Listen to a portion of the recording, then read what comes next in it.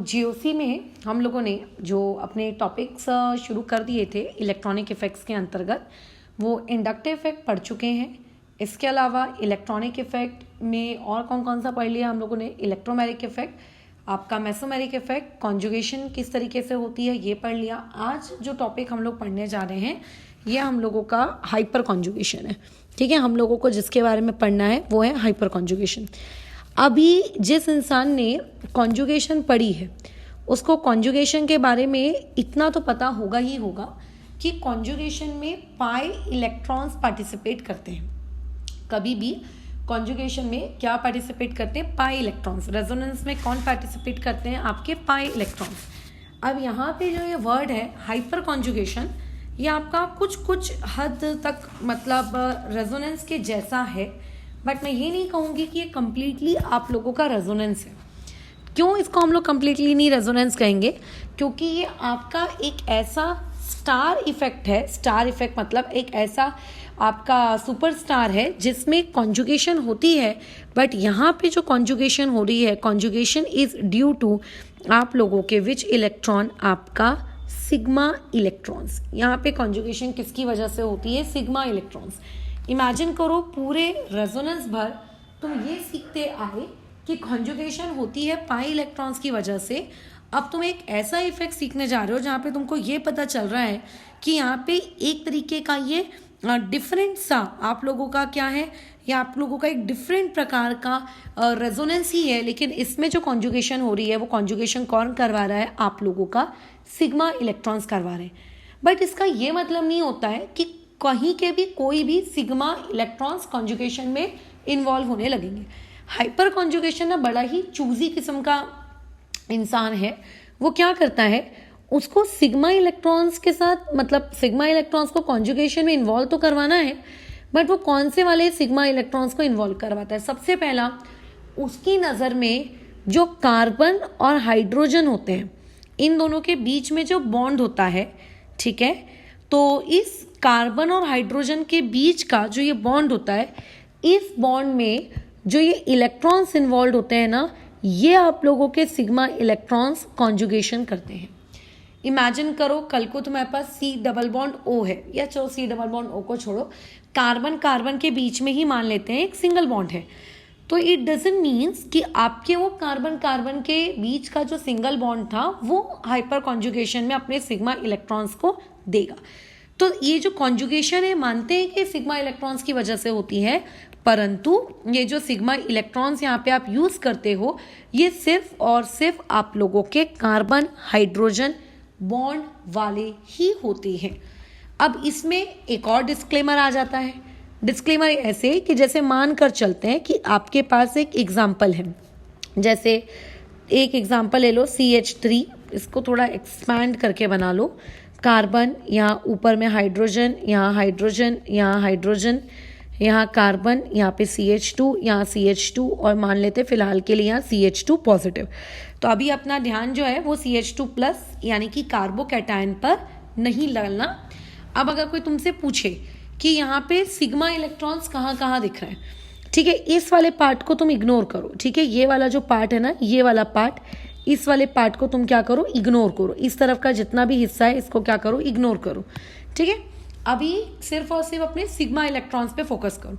वो भी कौन से सिग्मा इलेक्ट्रॉन्स? कार्बन हाइड्रोजन के बीच के। तो देखो, 2 सिग्मा इलेक्ट्रॉन्स यहाँ है, 2 सिग्मा इलेक्ट्रॉन्स यहाँ है, 2 सिग्मा इलेक्ट्रॉन्स यहाँ है, 2 सिग्मा इलेक्ट्रॉन यहाँ है और यहाँ है। अगर ये चेन और लंबी होती तो सिग्मा इलेक्ट्रॉन्स और भी जगह होते, बट चेन लंबी नहीं है तो सिग्मा इलेक्ट्रॉन्स आपके पास सिर्फ इतने ही है। अब इतने सारे सिग्मा इलेक्ट्रॉन्स में से कौन है जो आप लोगों के हाइपर कॉन्जुगेशन में पार्टिसिपेट करेगा? क्या किसी भी सिग्मा इलेक्ट्रॉन्स को मैं इन्वॉल्व कर सकती हूँ क्या, जो आपके हाइपर कॉन्जुगेशन में अपना योगदान देने वाला है? नहीं, यहाँ पे सिर्फ और सिर्फ यही दोनों सिग्मा इलेक्ट्रॉन्स हाइपर कॉन्जुगेशन में पार्टिसिपेट करेंगे या इन्वॉल्व होंगे, ये लोग नहीं होने वाले। सो ऐसा कौन सा फैक्टर है जो ये डिसाइड कर रहा है कि ये वाले जो इलेक्ट्रॉन्स हैं आप लोगों के इन्वॉल्व होंगे हाइपर कॉन्जुगेशन में? किसके साथ होंगे वो अभी हमारा कंसर्न नहीं है। फिलहाल वो इन्वॉल्व होंगे कि वो इन्वॉल्व नहीं होंगे ये हमारा टॉपिक ऑफ कंसर्न है। तो ऐसे में मैंने क्या कहा कि सिग्मा इलेक्ट्रॉन चाहिए। तुमने बोला ठीक है सिग्मा इलेक्ट्रॉन से कॉन्जुगेशन करा लेते हैं। मैंने बोला नहीं नहीं नहीं नहीं, उसमें भी मेरे को सिग्मा इलेक्ट्रॉन में एकदम स्पेसिफिक सिग्मा इलेक्ट्रॉन चाहिए। कौन से वाले? कार्बन और हाइड्रोजन के बीच वाले। फिर तुमने बोला ठीक है यहाँ पे मेरे पास 5-5 सिग्मा इलेक्ट्रॉन से आप ले जाओ किसी को भी। तो उसमें भी मैं तुम्हें अपनी कंडीशन या अपनी डिमांड में तुम्हें रख रही हूँ, वो ये कि नहीं भैया मुझको ना वो जो आपके राइट हैंड में 2 सिग्मा है ना वही वाले होना, ठीक है। वैसे मुझको नहीं चाहिए, मेरे को नहीं होना। वो पीछे के जो लेफ्ट साइड के है ना वो मैं क्या कर दे रही हूँ, हटा दे रही हूँ, वो मुझे चाहिए नहीं। अरे यार तो ऐसा कौन सा मतलब वो रीजन है जिसने वो लेफ्ट साइड के आपके सिग्मा इलेक्ट्रॉन्स को हटवा दिया, ठीक है, और आपके राइट हैंड साइड वाले जो सिग्मा इलेक्ट्रॉन्स हैं उनको रखा? तो पहले तो 2 पॉइंट, जो एक पॉइंट मैं ऑलरेडी बता चुकी हूँ कि इसमें सिर्फ और सिर्फ सिग्मा इलेक्ट्रॉन्स इन्वॉल्व होते हैं, कार्बन हाइड्रोजन वाले, ठीक है। अच्छा, और दूसरा आप लोगों के कुछ स्पेसिफिक सिग्मा इलेक्ट्रॉन्स ही हमको चाहिए। तो मुझे कैसे पता चलेगा कि कौन से स्पेसिफिक सिग्मा इलेक्ट्रॉन्स मुझे चाहिए, वो भी सीख लेते हैं। लेकिन उसको सीखने से पहले हम लोग कुछ और चीज़ें जान लेते हैं, फिर बाद में वो अलग से टॉपिक देख लेंगे इसी वीडियो में। बट फिलहाल अभी हाइपर कॉन्जुगेशन के बेसिक्स में चलते हैं। अब तो देखो हाइपर कॉन्जुगेशन में होता क्या है बेसिकली। तो पहली बात, हाइपर कॉन्जुगेशन आखिर होती क्यों है, इसका रीज़न क्या है। हाइपर कॉन्जुगेशन में आपको सबसे पहले एक बात याद रखनी है, हाइपर कॉन्जुगेशन यानी कि HC इज शोन बाय, या फिर आपको HC वहाँ देखने को मिलेगी जहाँ पर क्या क्या मौजूद होते हैं। आप लोगों के पास कार्बो कैटायन मौजूद होता है, ठीक है, shown by कार्बो cation, is shown by alkenes and free radicals. ये वो 3 लोग हैं जो आप लोगों के हाइपर कॉन्जुगेशन को क्या करते हैं, शो करते हैं, ठीक है। अच्छा, अब उसके बाद अगर मैं इसकी बात कर लूँ आपके कार्ब अनायन की, कार्ब अनायन का मतलब होता है कार्बन विथ नेगेटिव चार्ज। अभी हम लोगों ने ये सारी चीज़ें पढ़ने के हैं, free radical, carbocation, but still अभी इतना कोई हाईफाई चीज़ तुमको नहीं बताई जा रही है कि जिसको तुम नहीं समझ पाओ, ठीक है। इन लोगों के साथ होता है। तो मैं अपन एक काम करते हैं, इस पूरे हाइपर कॉन्जुगेशन को एक सबसे सिंपलेस्ट आपका जो मॉलिक्यूल है जो हाइपर कॉन्जुगेशन मतलब कर सकता है, उस मॉलिक्यूल के थ्रू इस हाइपर कॉन्जुगेशन वाले फिनोमेना को हम लोग समझेंगे। तो अब ये देखो ये चीज़ किस बला का नाम है, मतलब किस तरीके से ये काम करती है, ठीक है। अब सबसे पहले मान लो आपके पास एक सिस्टम है CH3 CH2 पॉजिटिव। मैं यहाँ पर किसका एग्जाम्पल लेके चल रही हूँ, कार्बोकैटायन का। आगे अल्कीन और फिर रेडिकल के साथ भी ये चीज़ समझा दूंगी, बट फिलहाल अभी हाइपर कॉन्जुगेशन है क्या ये हमको समझना है, तो उसके लिए ये फिलहाल ज़रूरी है। देखो CH3 को मैंने ऐसे ड्रॉ कर लिया, ठीक है। अच्छा, और उसके बाद मैं बाजू में मेरे पास एक CH2 पॉजिटिव है, ये CH2 को मैंने ऐसे लिख लिया और यहाँ पे पॉजिटिव, ये डन है। अब अगर कोई तुमसे पूछेगा कि ये जो CH3 है इसकी हाइब्रिडाइजेशन क्या है, तो तुम कहोगे कि इसकी हाइब्रिडाइजेशन sp3 है और इसकी हाइब्रिडाइजेशन sp2 है, ठीक है। इसके अलावा और क्या क्या पॉइंट्स पता है हमको। अगर क्योंकि किसी की हाइब्रिडाइजेशन sp3 होती है, इसका मतलब उसकी जो ज्योमेट्री है उसकी ज्योमेट्री होगी टेट्राहेड्रल। टेट्राहेड्रल एक 3D फिगर को कहा जाता है, ठीक है, जिसके 2 एटम्स प्लेन में होते हैं, एक प्लेन के बाहर की तरफ होता है, एक प्लेन के पीछे की तरफ होता है। केमिकल बॉन्डिंग में सीखा होगा तुमने, राइट। अच्छा, और sp2 हाइब्रिडाइजेशन ये आप लोगों का कौन सा ज्योमेट्री शो करता है, ट्राइगोनल प्लेनर, ठीक है, ये एक 2D मॉलिक्यूल होता है, जिसका मतलब इसके जो एटम्स हैं वो सारे के सारे सेम प्लेन में लाई करते हैं। ये इतना केमिकल बॉन्डिंग से उठाया हुआ बेसिक काम है। अब इसके अलावा अगर मैं तुमसे ये कहूँ कि जो राइट हैंड साइड में CH2 पॉजिटिव है, CH2 पॉजिटिव का मतलब कार्बन 4 बॉन्ड बनाता है परंतु वहाँ पे 3 बॉन्ड बने हैं। इससे ये बात तो एक समझ में आती है कि मेरे पास जो राइट हैंड साइड में CH2 पॉजिटिव है उसके पास एक वैकेंट p ऑर्बिटल है, ठीक है, उसके पास क्या है, एक वैकेंट p ऑर्बिटल है। अब जो राइट हैंड साइड है, ठीक है, साइड जो लेफ्ट हैंड साइड में CH3 है, ना तो उसके पास कोई लोन पेयर है ना ही उसका कुछ सुपर ऑक्टेट वाला जैसा कोई काम है, ना ही उसके पास पाई इलेक्ट्रॉन्स हैं। वो एक CH3 एक बहुत ही सादा सिंपल साधारण सा एक मॉलिक्यूल है, ठीक है। अच्छा, अब यूजुअली होता क्या है कि किसी भी मॉलिक्यूल के अंदर, किसी भी कोवैलेंट कंपाउंड के अंदर जो एटम्स होते हैं, ये लोग कैसा करते हैं, रोटेशन करते हैं। हम लोग उस डिटेल्ड केमिस्ट्री में नहीं घुसेंगे क्योंकि हमारे कोई काम की नहीं है वो केमिस्ट्री, ठीक है, वाली चीज़, क्योंकि आप लोगों को उतना डिटेल जाना नहीं है, तो नीड नहीं है उस डिटेल केमिस्ट्री की। ये लोग आपस में क्या करते हैं, रोटेशन करते हैं, मतलब आपस में मतलब अपने ही बॉन्ड के अलॉन्ग ये रोटेट करते हैं, ठीक है। ट्रांसलेशन मोशन भी करते हैं, बहुत कुछ करते हैं, ठीक है, उसमें मत घुसना। रोटेट, ट्रांसलेट, वाइब्रेट, बहुत सारी चीज़, ठीक है, बहुत सारी चीज़। तो ये मोशन कर रहे हैं फिलहाल के लिए। अभी तुम लोगों को ये वाली बातचीत क्या करनी है, याद रखनी है, ठीक है। ये लोग क्या करते हैं, आपस में अपनी पोजीशन के अलॉन्ग रोटेट, वाइब्रेट, ट्रांसलेट सब करते हैं। अभी ये लोग इमेजिन करो मोशन कर रहे हैं। अब जो CH2 है राइट हैंड साइड वाला, वो CH2 के जो 2 हाइड्रोजन है, वो 2 हाइड्रोजन और उसका वैकेंट p ऑर्बिटल, तीनों के तीनों लोग प्लेनर होंगे क्योंकि sp2 हाइब्रिडाइजेशन है, राइट। तीनों के तीनों प्लेनर होंगे। अगर मैं इस चीज को रिप्रेजेंट करूं इमेजिन, तो मैं क्या ऐसा कह सकती हूँ कि लेट अस कंसीडर कि ये आप लोगों का एक प्लेन है, इसको एक प्लेन मान लो। इस प्लेन में ये कार्बन है, इस कार्बन में ही मतलब इसी प्लेन में आपको ये 2 हाइड्रोजन मिल जाएंगे और यहीं पे आप लोगों को वैकेंट ऑर्बिटल मिल जाएगा। ये जो मैंने फ्लावर की पत्तियां ड्रॉ की है ना, ये आप लोगों का क्या है, वैकेंट ऑर्बिटल है, ठीक है। अच्छा, अब ये किससे कनेक्टेड है, ये कनेक्टेड है आप लोगों के CH3 से। अब CH3 भी मतलब पूरी तरीके से तो प्लेनर है नहीं। अब CH3 में क्या होता है, उसके जो 2 कार्बन मतलब एक कार्बन है, उस एक कार्बन में से 2 हाइड्रोजन जो है, ठीक है, अभी इसमें से 2 हाइड्रोजन जो है, एक आपका प्लेन से बाहर आ रहा होगा और एक प्लेन के अंदर की तरफ जा रहा होगा। केमिकल बॉन्डिंग में ये चीज़ मैंने बहुत डिटेल में समझाई है, तो इसलिए मैं अभी अपना सर नहीं खराब कर रही हूँ कि प्लेन से बाहर जाने का मतलब क्या होता है और प्लेन से अंदर आने का मतलब क्या होता है, ठीक है। तो ये इस तरीके से इसका रिप्रेजेंटेशन मैंने दे दिया। और जो एक हाइड्रोजन है, वो एक हाइड्रोजन बचा हुआ वो प्लेन में ही होगा, ठीक है, वो बचा हुआ एक हाइड्रोजन आपके प्लेन में ही होगा। अब देखो ऐसा फिक्स नहीं होता है कि ये वाला हाइड्रोजन, जैसे अगर मैं इस हाइड्रोजन के ऊपर स्टार बना दूं, तो ये हाइड्रोजन, स्टार वाला हाइड्रोजन जिंदगी भर प्लेन में रहेगा, ठीक है, जिंदगी भर ये प्लेन में रहेगा, ऐसा नहीं होता। वो जो लेफ्ट हैंड साइड में CH3 का मॉलिक्यूल है, वो क्या करता है, रोटेशन करता है, ठीक है। जैसे कभी ये वाला इसकी जगह आ जाएगा, कभी ये वाला इसकी जगह चला जाएगा, मतलब ये ऐसे साइकिल जब चलती है तो साइकिल के जो चक्के होते हैं, वो साइकिल के चक्कों के अंदर जो उसकी क्या कहते हैं, वो जो डंडियाँ होती हैं, ऐसे क्या कहते हैं, स्पोक्स कह लो, वो जो स्पोक्स होती हैं वो कैसा होती हैं, एक पर्टिकुलर पोजीशन पे फिक्स रहती हैं क्या, नहीं, वो डिस्प्लेस होती है, कोई एक पोजीशन पे दूसरा उसकी पोजीशन पे तीसरा उसकी पोजीशन एक्वायर करता हो, ये चीज़ कैसी होती है, चलती जाती है, राइट।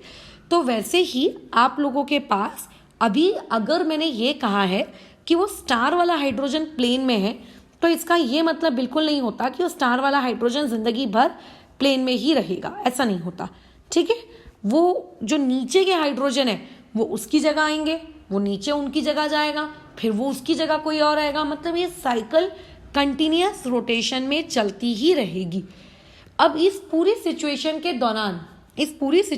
दौरान मान लेते हैं कुछ ऐसा हुआ, इमेजिन, ठीक है, इस पूरी सिचुएशन के दौरान अपन इमेजिन करते हैं कि कुछ ऐसा हुआ। इमेजिन करो कि आप लोगों के आपके LHS में जो LHS निकल जाता है यार, RHS में जो वैकेंट ऑर्बिटल है, ठीक है, और जो आपका लेफ्ट हैंड साइड है, लेफ्ट हैंड साइड में जो कार्बन और हाइड्रोजन का जो बॉन्ड है, उस बॉन्ड में जो सिग्मा इलेक्ट्रॉन्स है, ठीक है, जो कार्बन और हाइड्रोजन का बॉन्ड है, वो वाला पर्टिकुलर एटम और आप लोगों का वैकेंट ऑर्बिटल, ये दोनों एक दूसरे के क्या हो गए, रिस्पेक्ट में प्लेनर हो गए, मतलब एक दूसरे की प्लेन में आ गए, प्लेनर हो गए, एक दूसरे के प्लेन में लाई कर रहे हैं, ठीक है, एक दूसरे के प्लेन में लाई कर रहे हैं एक दूसरे के, सच दैट कि ये जो बाजू में आपका जो CH2 है, इसके ऊपर जो ये पॉजिटिव फील्ड है, पॉजिटिव फील्ड क्यों है, कार्बन के ऊपर पॉजिटिव चार्ज है ना, इसके ऊपर जो ये पॉजिटिव फील्ड है या फिर जो भी है, ये आपका हाइड्रोजन उस बाजू वाले की फील्ड के साथ इंटरैक्ट करता है, ठीक है, सच दैट इंटरैक्शन अकर्स। देखो मैंने यहाँ पर एक वर्ड फोकस पे लाया है, इंटरैक्शन होता है, मैं ये बिल्कुल नहीं कह रही हूँ बॉन्ड बनता है, कई बुक्स में लिखा रहता है बॉन्ड बनता है, अब क्या कर सकते हैं, इंटरैक्शन का मतलब ही, क्योंकि यूजुअली बॉन्ड बनाना होता है सॉरी, बॉन्ड बनाना होता है, बट यहाँ पे रियलिटी में किसी भी प्रकार का कोई भी कोवैलेंट, आयोनिक या कोऑर्डिनेट बॉन्ड नहीं बनता है। ये सिर्फ एक प्रकार का इंटरैक्शन है, बराबर, ये सिर्फ और सिर्फ एक प्रकार का क्या है, इंटरैक्शन है, कि आपके राइट हैंड साइड में, ठीक है, एक फील्ड थी और लेफ्ट हैंड साइड के जो सिग्मा इलेक्ट्रॉन्स थे वो उस फील्ड के साथ इंटरैक्ट किए। इवन उनके पास इंटरैक्शन का इतना वक्त ही नहीं होता कि बॉन्ड बनेगा, बॉन्ड टूट जाएगा, मतलब होता ही नहीं, बॉन्ड बनने तक का वक्त नहीं होता है। वो एक बहुत ही, मतलब क्या कहते हैं उसको, नैनो सेकेंड्स के दौरान हुआ एक इंटरैक्शन होता है, जो जैसे इंटरैक्शन होता है उस इंटरैक्शन के बॉन्ड बनना भी बेचारा शुरू नहीं कर पाएगा, क्यों इंटरैक्शन होगा, मतलब खत्म हो जाएगा। क्यों खत्म हो जाएगा, क्यों खत्म हो जाएगा, क्योंकि उस पर्टिकुलर हाइड्रोजन के बदले कौन आ जाएगा, आप लोगों का कोई दूसरा हाइड्रोजन आ जाएगा। फिर जैसे ही वो दूसरा हाइड्रोजन बाजू वाले CH2 पॉजिटिव के साथ इंटरैक्ट करने की कोशिश करेगा, आप सोचोगे कि बॉन्ड बन जाए, है ना, तो बॉन्ड भी नहीं बनेगा, फटाक से नेक्स्ट हाइड्रोजन उसको रिप्लेस कर लेगा। तो सिर्फ ये एक बहुत ही शॉर्ट टाइम स्पैन का इंटरैक्शन है, ठीक है। ये जो सिग्मा इलेक्ट्रॉन्स होते हैं, या फिर अगर वहाँ पे लोन पेयर्स भी होते, बट यूजुअली हम लोग लोन पेयर्स को नहीं पढ़ते हैं, तो जो एडजेसेंट में, जो बाजू में वैकेंट p ऑर्बिटल्स होते हैं, या फिर वैकेंट पाई ऑर्बिटल्स भी अगर रहे, कोई भी वैकेंट ऑर्बिटल अगर वहाँ रहता है, तो उनके बीच का ये सिर्फ और सिर्फ क्या है, आप लोगों का एक सिर्फ और सिर्फ क्या है, एक इंटरैक्शन है, ठीक है। ये सिर्फ और सिर्फ क्या है, आप लोगों का एक इंटरैक्शन है, और इसी पर्टिकुलर इंटरैक्शन को हम लोग केमिस्ट्री में, ठीक है, आप लोगों का हाइपर कॉन्जुगेशन कहते हैं, खत्म। तो एक्चुअली में कभी भी वहाँ पर कोई बॉन्ड नहीं बनता। हम लोग बुक्स में ऐसा लिखा हुआ पाते हैं कि अरे वहाँ पे बॉन्ड बन रहा है, बट रियलिटी में वहाँ पे कभी कोई बॉन्ड नहीं बनता है, ठीक है, कोई बॉन्ड नहीं बनता। बहुत ही शॉर्ट टाइम स्पैन के लिए जब आपके लेफ्ट और राइट वाले जो एडजेसेंट मॉलिक्यूल है ना, जब वो एक दूसरे के प्लेन में लाई कर जाते हैं उनके एटम्स, तो एडजेसेंट एटम क्या करता है, अपने कार्बन और हाइड्रोजन के बीच का जो सिग्मा इलेक्ट्रॉन है, ठीक है, उस सिग्मा इलेक्ट्रॉन को वो क्या कर देता है, बाजू के वैकेंट जगह पर वो क्या कर देता है, आप लोगों का डोनेट कर देता है। और डोनेशन ऐसा नहीं कि कुछ सिग्मा बॉन्ड बन गया या कोई पाई बॉन्ड बन गया या कुछ भी बॉन्ड बन, कोई बॉन्ड नहीं, सिर्फ एक फील्ड के साथ इंटरैक्ट करते हैं। जैसे पॉजिटिव चार्ज और नेगेटिव चार्ज आपस में इंटरैक्ट करते हैं ना, बस ये एक प्रकार का सिंपल सा क्या है, आप लोगों का इंटरैक्शन है, ठीक है, कि कुछ देर के लिए for very short span of time carbon और हाइड्रोजन के बीच के जो सिग्मा इलेक्ट्रॉन्स थे वो लोकलाइज हो गए, फैल गए, ठीक है, और कहाँ चले गए, आप लोगों के बाजू के उसमें चले गए। ये इस तरीके से होता है, बस खत्म हो गया। यही आपका हाइपर कॉन्जुगेशन है। अब ऑब्वियस है कि साइंटिफिक भाषा में तो तुम हाइपर कॉन्जुगेशन को अपने पेपर में लिखोगे नहीं, स्कूल के टीचर्स तुमसे या किसी भी बुक में ऐसा नहीं लिखा हुआ होगा। हम लोगों को अगर सिंपलिस्टिक व्यू में हाइपर कॉन्जुगेशन का कंसेप्ट समझना है तो दो लाइन उसके लिए आपके दिमाग में होनी चाहिए, वो ये होनी चाहिए कि आप लोगों का जो दो एडजेसेंट एटम्स होते हैं उनमें से एक एटम जो sp3 हाइब्रिडाइज होता है, उसका जो CH के बीच का जो सिग्मा इलेक्ट्रॉन्स है वो एक आप मान के चलो कि थोड़ी देर के लिए अपना सिग्मा वाला क्या करता है, इलेक्ट्रॉन तोड़कर बाजू के वैकेंट को दे देता है, ठीक है। और जैसे ही उस H स्टार की जगह वो दूसरा वाला H आ रहा होता है तो वो तुरंत अपने क्या करता है, सिग्मा इलेक्ट्रॉन्स वापस ले लेता है और बोलता है चल मैं निकला। और अब क्या होता है, जो नया वाला उसकी पोजीशन पे आया होता है वो वैकेंट वाले को अपने फिर सिग्मा इलेक्ट्रॉन देता है। फिर जब उसके जाने का वक्त आता है वो वापस से बाजू वाले वैकेंट से इलेक्ट्रॉन्स ले लेता है और फिर से वो चला जाता है और फिर उसकी जगह पे जो नया आता है वो अपने इलेक्ट्रॉन देता है। फिर जब उसके जाने का वक्त हो जाता है वो विड्रॉ कर लेता है और विड्रॉ करने के बाद क्या होता है, आप लोगों का अगेन ये प्रोसेस चलती जाती आती है, ठीक है, बस खत्म। यही आपकी पूरी प्रोसेस थी तो हाइपर कॉन्जुगेशन की, और तो कुछ था नहीं हाइपर कॉन्जुगेशन में। तो हाइपर कॉन्जुगेशन को जो आपके दो लोग हैं, ठीक है, इन दोनों लोगों ने डिस्कवर किया था समथिंग एट बैक, हमको कौन से ईयर में डिस्कवर किया है इसके बारे में जानने की कोई नीड नहीं है। So this effect is known also known as Baker Nathan effect. Even आगे इसके और भी बहुत सारे नाम हैं, लेकिन इस पर्टिकुलर इफेक्ट को हम बेकर-नाथन इफेक्ट कहते हैं। ठीक है, हाइपर कंजुगेशन कहाँ देखने को मिलेगा, क्या हर मॉलिक्यूल के अंदर देखने को मिलेगा क्या? जैसे if I do have ethane, propane, butane, तो क्या वहाँ पे भी हाइपर कॉन्जुगेशन दिखती है? नहीं, वहाँ हाइपर कॉन्जुगेशन नहीं दिखती। So how would I identify कि वहाँ पे हाइपर कॉन्जुगेशन हो रही है कि वहाँ पे हाइपर कॉन्जुगेशन नहीं हो रही है? ये माइंड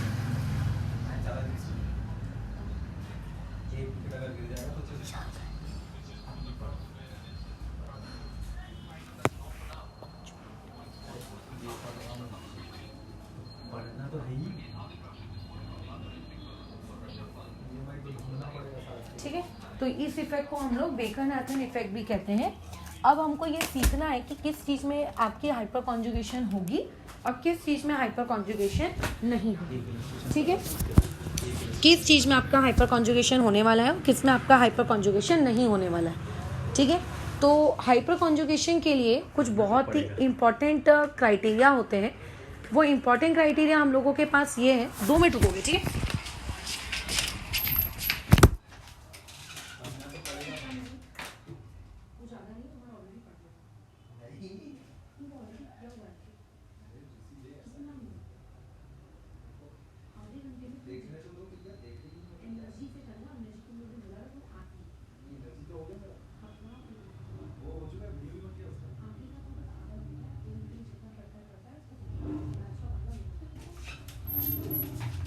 ठीक है, कुछ इंपॉर्टेंट क्राइटेरिया हैं जिन क्राइटेरिया को अगर कोई मॉलिक्यूल फुलफिल करता है तो वो आपका हाइपर कॉन्जुगेशन देगा। सबसे पहला कि आपके पास उस पर्टिकुलर मॉलिक्यूल में कोई कार्बोकैटायन होना चाहिए। ठीक है, या फिर कोई आप लोगों का फ्री रेडिकल होना चाहिए, या फिर कोई आप लोगों के पास अल्कीन होनी चाहिए। ये पहला। अब जैसे मैं इथेन, प्रोपेन, ब्यूटेन, अगर मैं इनकी बात करूं तो इनके पास ना तो कोई कार्बोकैटायन है, ना तो कोई आप लोगों का व्हाट वी से फ्री रेडिकल है, ना ही वहाँ पे कोई डबल बॉन्ड है। तो इसीलिए वहाँ पर ये इफेक्ट तो तुमको देखने को नहीं मिलेगा। ठीक है, तो जो सबसे पहली कंडीशन है आप लोगों के हाइपर कॉन्जुगेशन की कि मॉलिक्यूल के पास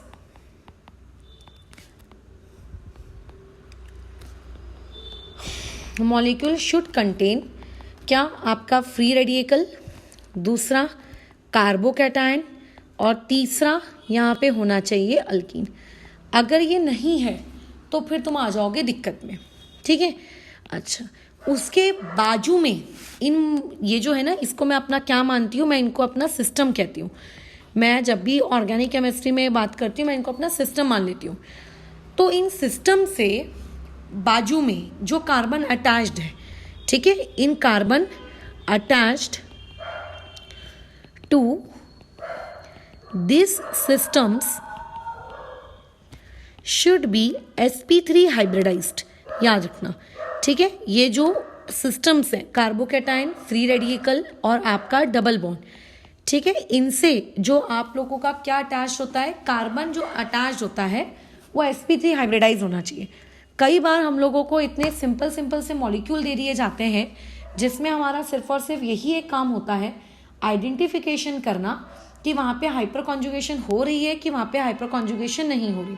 बट हम लोग वो नहीं आइडेंटिफाई कर पाते हैं क्योंकि ये कंडीशंस हमें याद नहीं होती, या फिर हम लोगों को कुछ कंडीशंस याद होती हैं और उसमें जो ये सेकंड कंडीशन है ये हमको याद नहीं रहती कि वो जो मॉलिक्यूल जिससे आप देखना चाह रहे हो कि आपका वो पर्टिकुलर चीज़ अटैच होनी चाहिए वो sp3 हाइब्रिडाइज होनी चाहिए। ये जो वर्ड होता है ना sp3 हाइब्रिडाइज, इसको हम लोग कर देते हैं इग्नोर। अच्छा, इवन ये जो कार्बन है, ये जो कार्बन जो अटैच्ड होता है इन सिस्टम से, इन कार्बन जो इन सिस्टम से अटैच्ड होता है, इन पर्टिकुलर कार्बन को कहा जाता है आपका अल्फा कार्बन। ध्यान से सुनना, इन्हें हम लोग क्या कहते हैं, अल्फा कार्बन। कार्बोकैटायन से जो भी कार्बन अटैच्ड है डायरेक्टली वो क्या कहलाता है, अल्फा कार्बन। ठीक है, अब उसके बाद तीसरी और सबसे foremost important condition, hyper conjugation हो क्यों रही है, क्योंकि कार्बन और हाइड्रोजन के बीच के जो इलेक्ट्रॉन्स है वो निकल के जा रहे हैं ना, बराबर वो निकल के जा रहे हैं। तो यार कार्बन तो ले आए तुम, sp3 हाइब्रिडाइज एटम में कार्बन तो होगा ही होगा, बट ज़रूरी है क्या कि उस sp3 हाइब्रिडाइज एटम के पास हाइड्रोजन भी होना चाहिए, क्योंकि आपका जो हाइपर कॉन्जुगेशन है उसको स्पेसिफिकली सिग्मा इलेक्ट्रॉन हाइड्रोजन वाले ही होना, तो ये जो आप लोगों का अल्फा कार्बन होता है, अल्फा कार्बन मतलब ऐसा कार्बन जो डायरेक्टली अटैच्ड होता है किस चीज से, आप लोगों के सिस्टम से। तो अल्फा कार्बन के पास क्या होना चाहिए, should have at least one alpha hydrogen, इसके पास एक अल्फा हाइड्रोजन होने चाहिए। अगर उसके पास एक अल्फा हाइड्रोजन नहीं है, ठीक है, एक भी नहीं है, तो उस मॉलिक्यूल में आप लोगों का हाइपर कॉन्जुगेशन नहीं होगा। ठीक है, ये 3 क्राइटेरिया होते हैं किसी भी मॉलिक्यूल के अंदर हाइपर कॉन्जुगेशन हो रही है कि हाइपर कॉन्जुगेशन नहीं हो रही है, ये चेक करने के लिए। ठीक है, जैसे कि अभी मैंने सबसे सिंपल बताया था तुमको CH3CH2 पॉजिटिव। तो देखो यहाँ पे मेरा सिस्टम कौन है, ये कार्बोकैटायन है, तो ये मेरा सिस्टम है। और सिस्टम से जो कार्बन अटैच्ड है, ये कार्बन क्या कहलाएगा, ये मेरा कहलाएगा अल्फा कार्बन। अब क्या इस अल्फा कार्बन के पास उसके अपने खुद के कोई हाइड्रोजन वगैरह है क्या, बिल्कुल है, बल्कि यहाँ तो 3 हाइड्रोजन दिख रहे हैं। तो यहाँ पे तो आप लोगों के पास हाइड्रोजन तो है। सो देयरफॉर अगर कोई पूछेगा क्या यहाँ पे हाइपर कॉन्जुगेशन होगी, तो बिल्कुल हम कहेंगे कि हाँ यहाँ पे हाइपर कॉन्जुगेशन होगी। फिर तुमसे सेकेंड क्वेश्चन पूछा जाएगा कि यहाँ पे कितने नंबर ऑफ अल्फा हाइड्रोजन है। तो यहाँ पे कितने नंबर ऑफ अल्फा हाइड्रोजन है, 3। क्यों मैंने यहाँ पे जवाब दिया 3, क्योंकि जो अल्फा कार्बन है जो कि आपके सिस्टम से अटैच्ड है, उस सिस्टम के पास कितना हाइड्रोजन है। जैसे हम लोग बोलते हैं ना 1 डिग्री हाइड्रोजन कितने हैं, तो 1 डिग्री हाइड्रोजन तुम किसको कहते हो, तुम उसको कहते हो ना 1 डिग्री हाइड्रोजन जो 1 डिग्री कार्बन से अटैच्ड होता है। तो सिमिलरली आप अल्फा हाइड्रोजन किसको कहोगे, जो आप लोगों के अल्फा कार्बन से अटैच्ड है। ठीक है, तो यहाँ पे तुमको क्या देखने को मिल रही है, हाइपर कॉन्जुगेशन देखने को मिल रही है। ये वाली चीज होती है आपकी। तो आपको कभी भी अगर कोई मॉलिक्यूल दिया जाए तो 3 चीजें चेक करना कि उसके पास सिस्टम होना चाहिए। किस चीज का सिस्टम, कार्बोकैटायन का, आप लोगों के फ्री रेडिकल का, या फिर अल्कीन का, इन तीनों में से कोई एक। हाँ, अगर मान लेते हैं किसी सिस्टम में ये तीनों चीजें हैं, बराबर, किसी सिस्टम में तीनों चीजें हैं, तो अच्छी बात है, कोई दिक्कत नहीं, तीनों चीज जगहों पे आपको हाइपर कॉन्जुगेशन देखने को मिलेगी। बट इसका ये मतलब नहीं है कि अपने दिमाग में ये ठूस के रख लिया कि मैडम आपने कहा था कि इनमें से कोई एक होना चाहिए, इनमें से कोई एक नहीं। कोई ऐसा मॉलिक्यूल भी कल को तुम्हारी आंखों के सामने आ सकता है जिसमें मैं ये बताऊं तुम्हें कि अरे देखो इसके अंदर तो डबल बॉन्ड भी है और देखो इसके अंदर तो फ्री रेडिकल भी है ना। तो कुछ भी हो सकता है, बट आपके दिमाग में ये होना चाहिए कि इन तीनों में से कुछ भी चलेगा, कार्ब अनायन नहीं चलेगा। कार्ब अनायन का मतलब क्या, जिस कार्बन के ऊपर ऑलरेडी निगेटिव चार्ज है, ठीक है, वो नहीं चलेगा हाइपर कॉन्जुगेशन के लिए। कार्बन आयन हाइपर कॉन्जुगेशन के लिए नहीं चलेंगे। ठीक है, अच्छा, तो सबसे पहला काम तुम लोगों का क्या होगा, आइडेंटिफाई करना कि आपकी स्पीशीज के पास ये तीनों कंडीशन फुलफिल हो रही है कि नहीं हो रही है। अगर ये तीनों कंडीशन फुलफिल हो रही होगी तो ही आप कहोगे कि वो पर्टिकुलर चीज आप लोगों का क्या करेगी, हाइपर कॉन्जुगेशन शो करेगी। अगर नहीं तो फिर आप लोग उसको छोड़ दो। ठीक है, पेपर में बहुत आसान से सवाल आते हैं, क्वेश्चन पूछा जाता है कि बताओ इनमें से किस में हाइपर कॉन्जुगेशन है, किस में नहीं है ना। कई बार ऐसे सवाल आ जाते हैं कि आप ये बताइए कि यहाँ पे जो हाइपर कॉन्जुगेशन हो रही है तो उसकी स्टेबिलिटी के अकॉर्डिंग अरेंज करो। तो पहले हाइपर कॉन्जुगेशन सीख लेते हैं। अभी मैं कुछ मॉलिक्यूल देती जाती हूँ, उनको देख देख के बताते जाओ कि उनमें कितने नंबर ऑफ अल्फा हाइड्रोजन रहेंगे। ठीक है, और साथ ही साथ में उनमें हाइपर कॉन्जुगेशन होगी कि नहीं होगी, यस या फिर नो, और यहाँ पे कितने आपके पास अल्फा हाइड्रोजन है। जैसे कल को ये सिस्टम दिया है CH3CH पॉजिटिव और यहाँ पे CH3, क्या यहाँ पे हाइपर कॉन्जुगेशन होगी। देखो सिस्टम तो है, सिस्टम के बाजू में जो कार्बन है उसके हाइब्रिडाइजेशन चेक करो। लेफ्ट वाले के पास sp3 हाइब्रिडाइज्ड है, राइट वाले के पास भी sp3 हाइब्रिडाइज्ड है, बिल्कुल। तो यहाँ पर भी हाइपर कॉन्जुगेशन होगी, यहाँ पर भी हाइपर कॉन्जुगेशन होगी, मतलब यहाँ पे लेफ्ट और राइट दोनों तरफ हाइपर कॉन्जुगेशन होने वाली है। ठीक है, अच्छा, यहाँ पर कितने नंबर ऑफ अल्फा हाइड्रोजन है, लेफ्ट साइड से 3 और राइट साइड से 3, तो टोटल कितने हो गए यहाँ पे 6। ठीक है, ये इस तरीके से। तो ऐसा नहीं होता कि हाइपर कॉन्जुगेशन से किसी एक साइड से होती है। हाइपर कॉन्जुगेशन आप चाहो तो किसी भी साइड से करवा सकते हो, तीनों साइड से भी हो सकती है। जैसे कि इस इलस्ट्रेशन में देखो, क्या sp2 हाइब्रिडाइज्ड है, सॉरी sp3 हाइब्रिडाइज्ड है आपका सिस्टम के आजू बाजू वाला कार्बन, अल्फा कार्बन है, तो यहाँ हाइपर कॉन्जुगेशन होगी। और कितने नंबर ऑफ अल्फा हाइड्रोजन हो जाएंगे यहाँ पे 9, ये ऐसे, बराबर। अच्छा, अब जैसे यहाँ पर देखो, ये तुम्हारे लिए थोड़ा सा इंटरेस्टिंग रहते हैं।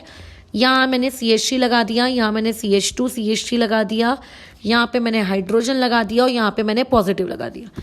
क्या यहाँ पे हाइपर कॉन्जुगेशन होगी क्या?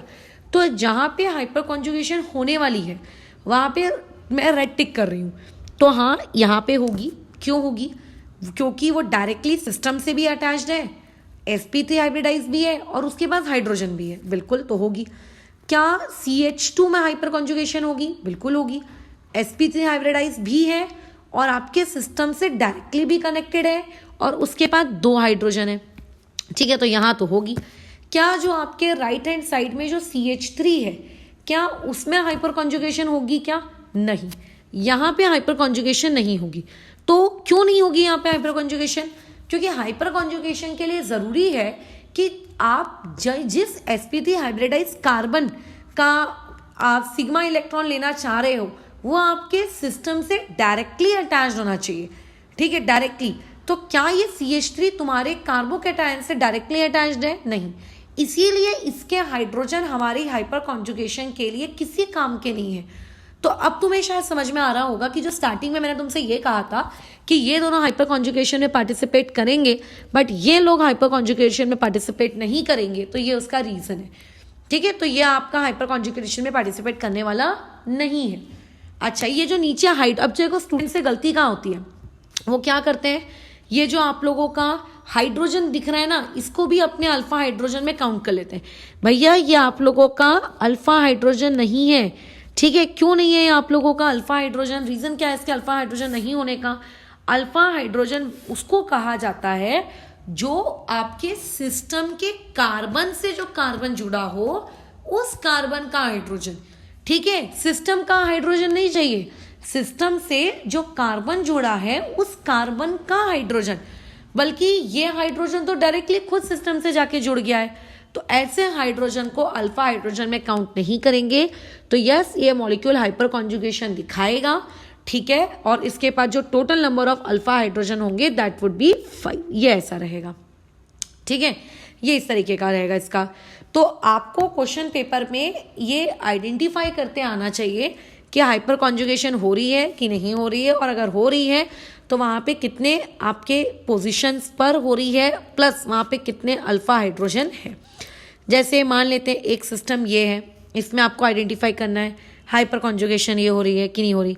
मान लेते हैं एक मॉलिक्यूल ये है, इसमें आइडेंटिफाई करो हाइपर कॉन्जुगेशन हो रहा है कि नहीं हो रहा है, ठीक है। अच्छा, उसके अलावा अब आपके पास एक ये सिस्टम है, इस सिस्टम में, अरे यार एक मिनट, इस सिस्टम में यहाँ पे मैंने पॉजिटिव दे दिया, आइडेंटिफाई करो। तो पहली बात, क्या सिस्टम है? बिल्कुल, कार्बोकैटायन है तो सिस्टम तो है। क्या उस सिस्टम से, पहले मतलब सिस्टम आइडेंटिफाई कर लेते हैं, सिस्टम है कहाँ पर, दिखना भी तो चाहिए सिस्टम है कहाँ पर आप लोगों का, है ना। तो ये जो आपका सिस्टम है ये कहाँ पर जा रहा है, देखो ढूंढो उसको, ये है आपका सिस्टम, ये आपका सिस्टम है, ये यहाँ पे प्लस है तो ये सिस्टम हुआ, ये आप लोगों का सिस्टम हुआ, है ना, ये आपका सिस्टम है। इस सिस्टम से डायरेक्टली क्या कनेक्टेड होने चाहिए, और कार्बन्स कनेक्टेड होने चाहिए। क्या कनेक्टेड है? हाँ बिल्कुल, एक ये रेड वाला कार्बन देखो उस सिस्टम से कनेक्टेड है, ये रेड वाला कार्बन कनेक्टेड है। इस सिस्टम से और कौन से कार्बन कनेक्टेड है? सिर्फ एक कार्बन कनेक्टेड है बेचारा, ये वाला। डायरेक्टली कनेक्शन देखना है। इस थर्ड वाले केस में कौन कौन कनेक्टेड है आपका डायरेक्टली? एक ये भी कनेक्टेड है, एक ये भी कनेक्टेड है, और साथ ही साथ में ये इस तरफ से एक ये भी कनेक्टेड है, ठीक है। तो कौन कौन हाइपर कॉन्जुगेशन दे सकते हैं? तीनों दे सकते हैं, बट चेक करो क्या उनकी हाइब्रिडाइजेशन sp3 है क्या। तो तुम खुद चेक करते बैठना कि हाइब्रिडाइजेशन sp3 है कि नहीं है। मैं एक बता देती हूँ, इस पर्टिकुलर पोजीशन पर आपको कोई हाइड्रोजन नहीं दिख रहे, बट इसका ये मतलब तो है नहीं कि वहाँ हाइड्रोजन नहीं है। वहाँ कितने हाइड्रोजन है आप लोगों के? टोटल 2, ठीक है। वहाँ पे कितना हाइड्रोजन है? टोटल आपके 2, तो ये 2 हाइड्रोजन यहाँ पर है। अभी क्या ये sp3 हाइब्रिडाइज है? हाँ, sp3 हाइब्रिडाइज सारी जगहें हैं, तो यहाँ पे भी हाइपर कॉन्जुगेशन होगी, यहाँ पे भी होगी, यहाँ पे भी होगी। सिर्फ तुम्हें अल्फा हाइड्रोजन कितने हैं वो गिनने हैं। तो देखो इस पोजीशन पे 2 होंगे, वैसे ये बाजू वाली पोजीशन पे भी 2 होंगे, टोटल कितने हो गए? 4। अब यहाँ इस पोजीशन पे तो बेचारा सिर्फ एक ही इनविजिबल हाइड्रोजन है, तो इसके पास तो अल्फा हाइड्रोजन सिर्फ और सिर्फ कितने हैं? 1। नीचे वाले स्ट्रक्चर पे अगर मैं आ जाऊँ तो इसके पास कितने अल्फा हाइड्रोजन होंगे? यहाँ मुझे कुछ दिख नहीं रहा है, बट यहाँ पे टोटल कितना हाइड्रोजन है? 3। मुझे कैसे पता 3 है? क्योंकि एक बॉन्ड वो ऑलरेडी बना चुका है, तो ऑब्वियसली 3 बॉन्ड खाली है, मतलब हाइड्रोजन होगा। इस पर्टिकुलर पोजीशन पे कितने होंगे? 2। इस पर्टिकुलर पोजीशन पे कितने होंगे? 2। तो ऐसे टोटल कितने अल्फा हाइड्रोजन होंगे इसके पास? 7। ठीक है, ऐसे गिनते हैं अल्फा हाइड्रोजन को। अच्छा, एक और मॉलिक्यूल ले लो। जैसे मान लेते हैं ये मॉलिक्यूल कुछ इस प्रकार का तुमको दिया गया, एक ये उठा लो, ठीक है, एक और उठा लेते हैं, यहाँ पर ये पॉजिटिव। बताओ अब क्या करें? सबसे पहले तो सिस्टम का है, जहाँ पे पॉजिटिव चार्ज है ना उसका अपना सिस्टम बना लो। ये पॉजिटिव चार्ज, ये मेरा सिस्टम, यहाँ पे पॉजिटिव चार्ज, ये मेरा सिस्टम। अच्छा, अब उसके बाद ठीक है, अब ये बताओ कि उस सिस्टम से जो डायरेक्टली हाइड्रोजन मतलब कार्बन कनेक्टेड है वो कौन कौन है? तो एक लेफ्ट में देखो कनेक्शन है और एक राइट में कनेक्शन है। इसका तो एक ऊपर भी है, इसका तो एक नीचे भी है, इसका तो एक बाजू में भी है। टोटल 3 जगहों से कनेक्टेड है ये, ठीक है। अच्छा, अब बताओ इस पोजीशन पे कितने हाइड्रोजन होंगे? टोटल ये पोजीशन 3 बॉन्ड ऑलरेडी बनाई हुई है, तो 1 हाइड्रोजन होगा। ये पोजीशन टोटल 2 बॉन्ड बनाई हुई है, तो यहाँ पे 2 हाइड्रोजन होंगे। तो टोटल अल्फा हाइड्रोजन यहाँ कितने होंगे? 3। और इस मॉलिक्यूल में यस हाइपर कॉन्जुगेशन होगी, क्योंकि वो sp3 हाइब्रिडाइज्ड कार्बन एटम है जो उससे डायरेक्टली इसके सिस्टम से अटैच्ड है। ठीक है, सिमिलरली यहाँ पे 3 हाइड्रोजन है, यहाँ 3 हाइड्रोजन है और यहाँ पे 2 हाइड्रोजन है, यानी कि यहाँ पे टोटल कितने अल्फा हाइड्रोजन होने वाले हैं? 8। तो इस तरीके से जब कोई कार्बोकेटायन का क्वेश्चन दे तो आपको इस तरीके से उस कार्बोकेटायन वाले क्वेश्चन में कितने अल्फा हाइड्रोजन है ये आपको गिनते आना चाहिए।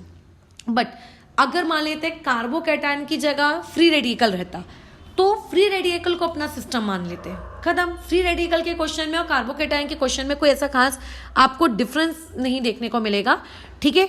तो यहाँ पे मैं एक लाइन लिख देती हूँ कि treat free radical as like carbocation, ठीक है। तो जिस तरीके से आप कार्बोकेटायन को ट्रीट करते हो सेम उसी तरीके से आप फ्री रेडिकल को ट्रीट करो फॉर कैलकुलेटिंग अल्फा हाइड्रोजन। किस पर्पस के लिए मैं बोल रही हूँ? फॉर कैलकुलेटिंग अल्फा हाइड्रोजन, ठीक है। तो इससे आपके अल्फा हाइड्रोजन निकल के आ जाएंगे। परंतु अगर मान लेते हैं कल को कोई अल्कीन वाला सवाल आ गया, तो अल्कीन वाले सवाल में ना थोड़ा सा चेंज आपको देखने को मिलता है।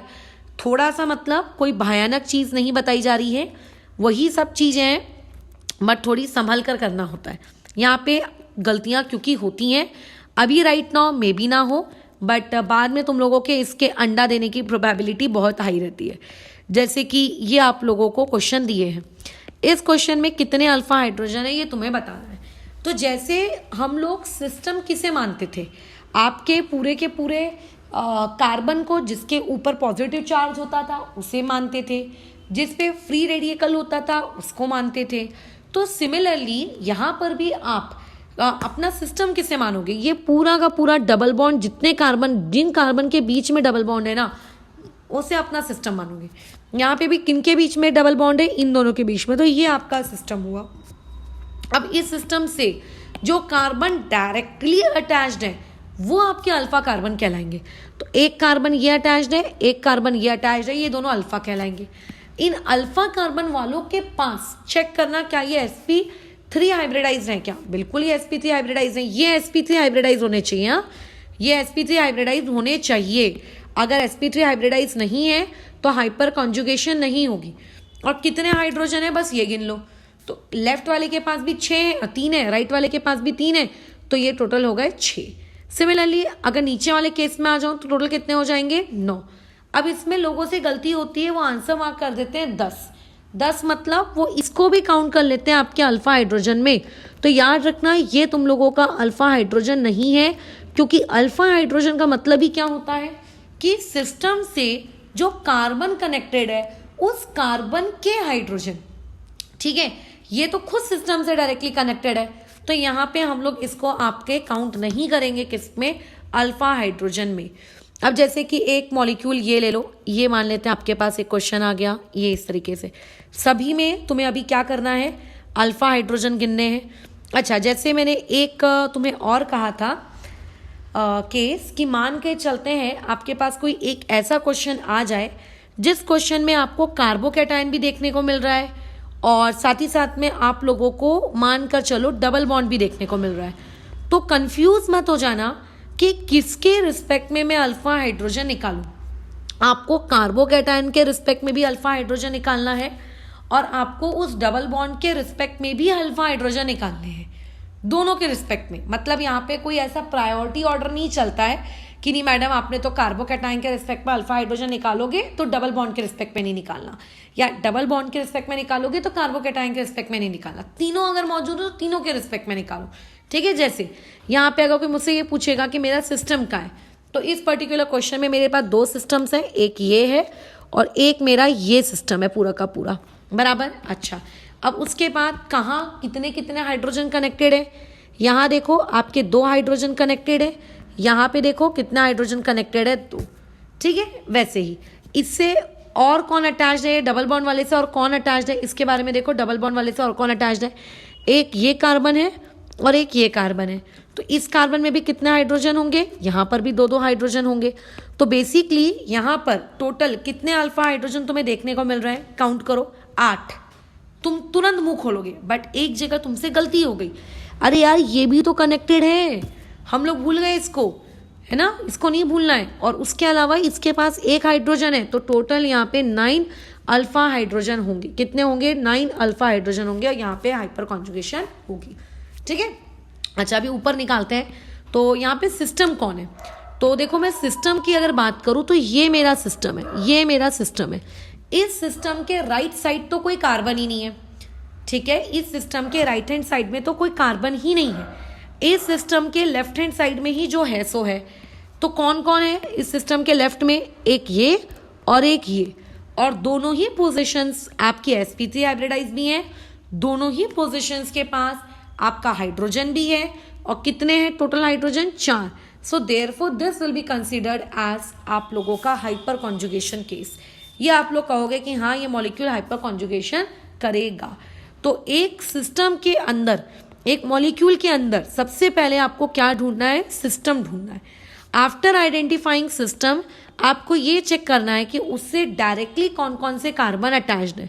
जो कार्बन उससे डायरेक्टली अटैच्ड होंगे उनकी हाइब्रिडाइजेशन चेक करना।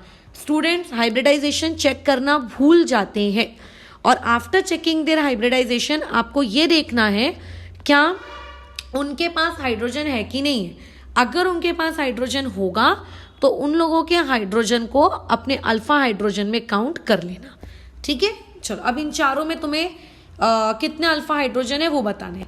मैं अभी सारे वही केसेस दे रही हूँ फिलहाल तुम्हें जिनमें तुम्हें सिर्फ अल्फा हाइड्रोजन गिनना सीखना है, ठीक है, मैं और कुछ नहीं दे रही हूँ। तो यहाँ पे देखो ये आपका सिस्टम है, अरे ये आप लोगों का सिस्टम है, ये आपका सिस्टम है, इस सिस्टम को रेड से इंडिकेट करते हैं। ये आपका सिस्टम है, ये आपका सिस्टम है, ठीक है, ये आपका सिस्टम है, ये सिस्टम है, यहाँ पे ये सिस्टम है। अच्छा, इस सिस्टम से जुड़े हुए कौन कौन से कार्बन है, तो देखो एक कार्बन ये जुड़ा है, एक कार्बन ये जुड़ा है, एक कार्बन ये जुड़ा है। इस सिस्टम से कौन कौन से कार्बन जुड़े हैं, आपका एक कार्बन यहाँ पर जुड़ गया है, ठीक है, ये कार्बन यहाँ जुड़ा है, यहाँ जुड़ा है, एक ये जुड़ा है, एक ये जुड़ा है। इससे कौन जुड़ा है, 1 2 3 4। अब यहाँ पे अल्फा हाइड्रोजन गिनने का काम तुम शुरू करो। तो इसके में पहले वाले केस में अगर मैं अल्फा हाइड्रोजन गिनूँ तो कितने हो जाएंगे, 7 अल्फा हाइड्रोजन। नीचे वाले केस में अगर मैं अल्फा हाइड्रोजन गिनूँ तो वहाँ हो जाएंगे 8, और उसके बाद इसमें भी अगर अल्फा हाइड्रोजन गिने तो ये भी कितने हो जाएंगे, 8। डन, ये इस तरीके से। तो ऐसे अल्फा हाइड्रोजन गिनने हैं। अच्छा, एक और बाकी रह गया है, तो इससे जुड़े हुए सिस्टम कौन है, ये जुड़ा हुआ है इससे, ये जुड़ा हुआ है इससे, ये भी जुड़ा है, ये भी जुड़ा है। तो 6 7 8 9 10, यहाँ पे अल्फा हाइड्रोजन की संख्या कितनी हो जाएगी, 10। तो इस तरीके से अल्फा हाइड्रोजन आपको गिनने हैं, ठीक है। अल्फा हाइड्रोजन की काउंटिंग करते आनी चाहिए।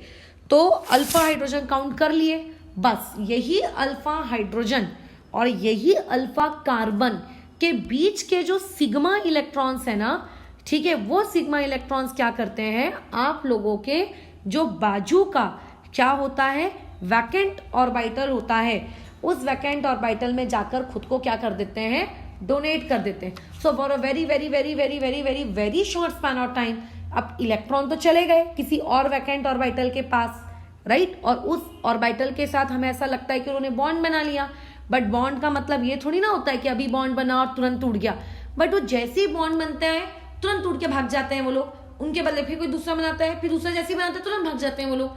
मतलब इलेक्ट्रॉन देना, विड्रॉ करना, लेना, विड्रॉ करना, देना, विड्रॉ करना। लेकिन क्या हमेशा एक ही स्पीशीज इलेक्ट्रॉन देने लगती है क्या? नहीं। ठीक है, जैसे बनाना बॉन्डिंग वगैरह में कैसा होता था कि एक ही स्पीशीज इलेक्ट्रॉन देती है, विड्रॉ करती है, देती है, विड्रॉ करती रहती है, वैसा नहीं। यहाँ पे ये लोग दे देते हैं, विड्रॉ कर लेते हैं, और फिर जो सेकेंड टाइम देने आते हैं वो कोई और होते हैं। ठीक है, तो ये जो पर्टिकुलर फेनोमेना होता है, this phenomena is known as आप लोगों का हाइपर कॉन्जुगेशन। ये पर्टिकुलर चीज आप लोगों की क्या कहलाती है? हाइपर कॉन्जुगेशन कहलाती है। ठीक है, तो ये पूरी कहानी थी हाइपर कॉन्जुगेशन की। हाइपर कॉन्जुगेशन की बहुत सारी एप्लीकेशंस हैं। अभी हम लोग एप्लीकेशन पार्ट में किसी भी इफेक्ट के नहीं घुस रहे हैं, हम लोग सिर्फ अभी उनके बेसिक जानकारियां इकट्ठा कर रहे हैं। तो बेसिक जानकारी में हम लोगों ने क्या क्या इकट्ठा कर लिया कि क्यों होता है, किसके बीच में होता है, और आइस इफेक्ट के लिए कौन रिस्पॉन्सिबल है। सबसे इंपॉर्टेंट पार्ट ये कौन सा इफेक्ट है, ये आप लोगों का एक परमानेंट इफेक्ट है। जैसे इलेक्ट्रोमेरिक इफेक्ट को हमने क्या कहा था कि ये एक टेम्पररी इफेक्ट है, तो वैसे ही आप लोगों का जो हाइपर कॉन्जुगेशन है ये एक परमानेंट इफेक्ट होता है। ठीक है, नेक्स्ट पॉइंट में अगर मैं मूव करूं तो अभी टोटल 3 जगहों पे मुझे तुम्हें हाइपर कॉन्जुगेशन करके दिखानी है, जिसमें केस नंबर 1 हम लोग कंसिडर करते हैं। अगर मान लेते हैं मेरा सिस्टम एक कार्बोकैटायन वाली स्पीशीज है, तो कार्बोकैटायन वाली स्पीशीज में हाइपर कॉन्जुगेशन किस तरीके से होगा ये हम लोगों को देखना है। और अगर मान लेते हैं मेरे पास कोई फ्री रेडिकल वाली स्पीशीज है तो उसमें हाइपर कॉन्जुगेशन कैसे होगा। तो सबसे सिंपलेस्ट मैंने कार्बोकैटायन वाला केस उठाया है, CH3। अब वो जो 3 हाइड्रोजन है, उन तीनों हाइड्रोजन को मैं फिलहाल के लिए ये इस तरीके से बना देती हूँ, और ये आ जाएगा आपका CH2 और यहाँ पे आ जाएगा पॉजिटिव चार्ज। ठीक है, अब बोलो क्या होगा।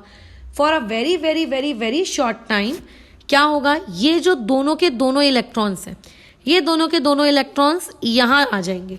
ठीक है, जैसे ही बेचारे यहाँ आए क्या होगा, आपके जो बाकी के 2 हाइड्रोजन है वो वैसे के वैसे, और जो ऊपर की तरफ हाइड्रोजन है वो बेचारा बिना इलेक्ट्रॉन्स के हवा में लटका हुआ है। उसने अपने इलेक्ट्रॉन्स को क्या कर दिया, दान में दे दिया, सेक्रीफाइस करवा दिया उनका, और वो हवा में लटका है। और for a very very very short span of time यहाँ पे आपको ऐसा लगेगा, इस इंटरैक्शन से आपको ऐसा फील आएगा कि यहाँ पे आप क्या बन चुका है, एक डबल बॉन्ड बन चुका है। और जैसे ही डबल बॉन्ड बनेगा पॉजिटिव चार्ज क्या हो जाएगा, डिसअपियर हो जाएगा, क्योंकि कार्बन के 4 बॉन्ड बन चुके हैं। This phenomena is known as hyperconjugation and we represent hyperconjugation in case of carbocation like this. लेकिन जरूरी है क्या कि सिर्फ और सिर्फ आपका वही वाला हाइड्रोजन डोनेट करे, ऐसा जरूरी नहीं है। कुछ समय बाद, कुछ समय का मतलब ये बहुत शॉर्ट टाइम स्पैन की बात की जा रही है, ये जो दोनों इलेक्ट्रॉन्स हैं ये वापस जहां से आए थे वहीं चले जाएंगे, और वो हाइड्रोजन जिस पोजीशन में था वो अपनी उस पोजीशन को भी छोड़ देगा और आगे खिसक जाएगा, और या फिर आप ये कह सकते हो कि उसके बदले में कोई दूसरा हाइड्रोजन अपने सिग्मा इलेक्ट्रॉन्स को दान में दे देगा। अब तुम्हें ऐसा लग सकता है कि मैडम यहाँ से इलेक्ट्रॉन ऐसे कैसे जाएंगे, तो सही बात है यार, वहां से इलेक्ट्रॉन ऐसे कूदते हुए नहीं जाएंगे। मैंने क्लास की स्टार्टिंग में ही बता दिया था कि रोटेशन होती है, और रोटेशन हो होकर एटम जब एक दूसरे के प्लेन में लाई करने लगते हैं तब डोनेशन होता है, राइट, तब डोनेशन होता है। तो अभी इमेजिन करो कि आपका वो प्लेन में आ गया है। अब मैं उस 3D वाली चीज को रोटेट करके प्लेन में दिखा तो सकती नहीं हूँ तुमको बेसिकली, इसीलिए मान के चलते हैं कि उसने डोनेशन कर दिया। फिर ऐसा भी एक केस हो सकता है कि वो डोनेट ना कर रहा हो, उसके बदले में, उसके बजाय आप लोगों के जो नीचे वाला हाइड्रोजन है इसने अपना इलेक्ट्रॉन डोनेट कर दिया, तो ये चीज़ ऐसी हो गई। सो जैसे हम लोग कॉन्जुगेशन पढ़ते थे, कॉन्जुगेशन में उसके डिफरेंट डिफरेंट फॉर्म्स को हम कॉन्जुगेटिंग स्ट्रक्चर कहते थे, तो वैसे ही रेजोनेंस पढ़ते थे, उसके डिफरेंट डिफरेंट फॉर्म्स को हम रेजोनेटिंग स्ट्रक्चर कहते थे। तो वैसे ही अभी हम क्या पढ़ रहे हैं, हाइपर कॉन्जुगेशन पढ़ रहे हैं, और हाइपर कॉन्जुगेशन में हम जो ये डिफरेंट डिफरेंट स्ट्रक्चर्स बना रहे हैं, इस डिफरेंट डिफरेंट स्ट्रक्चर्स को हम लोग क्या कह रहे हैं, उनके हाइपर कॉन्जुगेटिंग स्ट्रक्चर्स कह रहे हैं। तो ये आप लोगों के क्या होगा, ये जो तीनों के तीनों मैंने ड्रॉ करके दिए, ये H.C.S है, लिख लेना। हाइपर कॉन्जुगेटिंग स्ट्रक्चर बराबर कौन है, ये हाइपर कॉन्जुगेटिंग स्ट्रक्चर्स। अब हाइपर कॉन्जुगेटिंग स्ट्रक्चर्स बन रहे हैं, क्यों बन रहे हैं इतने हाइपर कॉन्जुगेटिंग स्ट्रक्चर्स, क्योंकि आपके पास उतने हाइड्रोजन्स हैं। तो एक बात हमेशा अपने छोटे से ब्रेन में घुसा के रखोगे, ठीक है, कि आपके पास जितने भी हाइपर कॉन्जुगेटिंग स्ट्रक्चर्स बनेंगे वो किसके बराबर होंगे, जितने आप लोगों के पास उस पर्टिकुलर सिस्टम में अल्फा हाइड्रोजन है। पेपर में डायरेक्टली कई बार सवाल पूछा जाता है कि ये पर्टिकुलर मॉलिक्यूल में बताओ कितने हाइपर कॉन्जुगेटिंग स्ट्रक्चर आप बना सकते हो। तो अब मैं स्ट्रक्चर मान लेते हैं 9 स्ट्रक्चर्स बन रहे हैं, तो मैं 9 अलग अलग कॉम्बिनेशन कर करके तो देखूंगी नहीं ना कि कौन सा स्ट्रक्चर बन रहा है कौन सा नहीं बन रहा है। सिंपल आपको जैसे ऊपर सिखाया गया है, आप उसके आधार पर कितने अल्फा हाइड्रोजन है वो आप काउंट करोगे और जितने भी अल्फा हाइड्रोजन होंगे आप तुरंत जवाब दे दोगे कि भैया ले इसके अंदर में इतने स्ट्रक्चर पॉसिबल है। जैसे एक क्वेश्चन मैं देती हूँ, थोड़ा सा ऊपर दिए हुए क्वेश्चंस में से ये क्वेश्चन अच्छा है। लो, इसमें पहचानो कितने number of hyper conjugating structures हैं। तो एक जो स्टूडेंट है वो पता है एक तपाक से मतलब जवाब देता है कि एक गलत स्टूडेंट का जो आंसर आता है number of hyper conjugating structures में वहां जवाब देता है 4। ये गलत है। क्यों ये गलत है? क्योंकि देखो, अगर मैं यहाँ सिस्टम किसको मानूंगी, पहली बात तो सबसे पहले सिस्टम किसको मानना है, उस सिस्टम के रिस्पेक्ट में देखो। मतलब गलत है मैंने ऐसा बोल दिया, किस वजह से गलत है उसकी सोच के अकॉर्डिंग वो बाद में देखेंगे, बट फिलहाल आगे देखो। अब ये जो मेरे पास पर्टिकुलर सिस्टम है, इस सिस्टम अगर मैं इसको सिस्टम मानती हूँ, अगर मैं इसको सिस्टम मानती हूँ, जस्ट इमेजिन, तो इस केस में ये मेरा होना चाहिए था अल्फा कार्बन। तो हाँ मैडम, ये आपका अल्फा कार्बन है, लेकिन ये जो पर्टिकुलर पोजीशन है ये मेरी अल्फा कार्बन नहीं है। क्यों अल्फा कार्बन नहीं है? क्यों नहीं है? क्योंकि ये sp2 हाइब्रिडाइज्ड है। अल्फा कार्बन बनने के लिए यार sp3 हाइब्रिडाइजेशन होना चाहिए, राइट? तो इसके पास तो सिर्फ एक ही अल्फा कार्बन है, और क्योंकि इसके पास एक ही अल्फा कार्बन है तो उस एक अल्फा कार्बन के पास मात्र सिर्फ और सिर्फ 3 आप लोगों के क्या है, अल्फा हाइड्रोजन है। इसीलिए इसके number of hyper conjugating structures कितने बनेंगे? 3। अब जो स्टूडेंट है अगर वो ये चेक नहीं करेगा कि वहां पे उसकी हाइब्रिडाइजेशन कितनी है और वो सोचेगा कि राइट हैंड साइड वाले कार्बन के पास भी तो एक हाइड्रोजन होगा, तो इस हिसाब से वो अपना आंसर क्या दे देगा? 4 दे देगा। इसीलिए ध्यान रखा करो, बराबर। अच्छा, और एक और चीज, अगर मैं इस कार्बोकैटायन को अपना सिस्टम ना मानते हुए इस डबल बॉन्ड को मैं अपना सिस्टम मानती हूं, तो इस डबल बॉन्ड से जो कार्बन डायरेक्टली अटैच्ड है उसके पास कितने अल्फा हाइड्रोजन है वो देखो। तो इस कार्बन से मतलब इस सिस्टम से जो अल्फा हाइड्रोजन डायरेक्टली, जो अल्फा कार्बन डायरेक्टली अटैच्ड है वो ये होगा, और ये आप लोगों का sp3 नहीं है। तो इसका मतलब डबल बॉन्ड की नजर से देखोगे तो डबल बॉन्ड की नजर से जो उससे अटैच्ड कार्बन है वो तो अल्फा ही नहीं है, और अगर वो अल्फा ही नहीं है तो उसके हाइड्रोजन गिन के तुमको क्या मिलेगा? So therefore ignore it. हम लोग उसको क्या करते हैं? इग्नोर। तो डायरेक्टली हाइड्रोजन गिन लेना पगले के समान वो गलत होता है। आपको वहां पे कितने अल्फा हाइड्रोजन इन्वॉल्व है ये भी आपको चेक करना चाहिए। ये बात हो गई केस नंबर 1 की। जब आप लोगों का हाइपर कॉन्जुगेशन में, मैं किस में बता रही हूं, आपके सिग्मा और किसके बीच में? पॉजिटिव चार्ज के बीच में, ठीक है, किसके बीच में? पॉजिटिव चार्ज के बीच में। बट इसमें ऐसा भी होता है केस नंबर 2। केस नंबर 2 क्या है कि सिग्मा इलेक्ट्रॉन्स आ रहे हैं कार्बन और हाइड्रोजन से, और जा कहाँ रहे हैं? जा एक ऐसे सिस्टम को रहे हैं जहां पे ऑड इलेक्ट्रॉन मौजूद है। ऑड इलेक्ट्रॉन का मतलब वही यार तुम लोगों का फ्री रेडिकल्स, ठीक है। कहाँ जा रहे हैं? वो वहां जा रहे हैं जहां पे क्या मौजूद है? आप लोगों के ऑड इलेक्ट्रॉन्स मौजूद है, ठीक है। ये हो जाता है आप लोगों का केस नंबर 2। ये क्या हो जाता है आप लोगों का? Case number 2। और केस नंबर 3 क्या हो जाता है? केस नंबर 3 में क्या हो जाता है? केस नंबर 3 में आपका इलेक्ट्रॉन देने वाली स्पीशीज, एक मिनट, हेलो, नहीं, तो इस केस में क्या होता है कि आपका जो सिग्मा क्या कह रही है मैं, हाँ, देने वाला है वो तो कार्बन और हाइड्रोजन ही रहता है। बट अनफॉर्चुनेटली इस बार जो आपका केस नंबर 3 होगा उसमें लेने वाली स्पीशीज कौन होगी? अल्कीन रहती है। बट अल्कीन वाले केस में हम बाद में जाते हैं। फिलहाल हम लोग अभी फ्री रेडिकल वाला पार्ट पढ़ रहे हैं, तो पहले फ्री रेडिकल वाली चीज को देख लेते हैं। तो देखो, फ्री रेडिकल में हम लोग किस तरीके से काम करते हैं, उसका हाइपर कॉन्जुगेटिंग स्ट्रक्चर अगर तुमको बनाना हो तो उसका हाइपर कॉन्जुगेटिंग स्ट्रक्चर तुम कैसे बनाओगे।